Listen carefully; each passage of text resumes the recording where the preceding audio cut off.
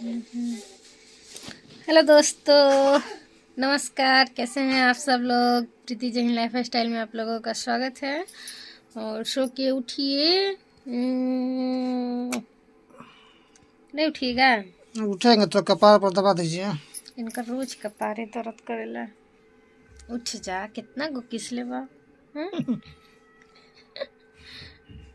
ज्यादा किसका तुझे हम बार लगा तो का कपार तब दबाए का का आदत था दिन रात किस लिए हम तो ना बोलम।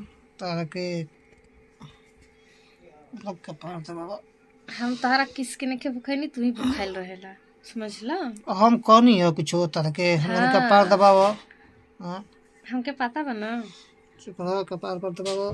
दर्द कर दो टन कपार टन थोड़ा मार सा। दे, सोच लो ऐसे ऐसे अच्छा लगा तुम्हारा ना उससे। ऐसे मारो, हमारा अच्छा लगला। मारबो करे ने तो इतना अच्छा लगेला, तो सोच ला और हमार प्यार कितना अच्छा लागत होई।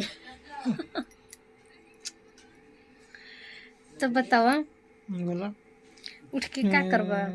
खाना वाना नाश्ता बन लोग दो बस खाई। लगातार बरस ना करियन, वैसे ही खाइयन का हम ना कोई परस कर खाई।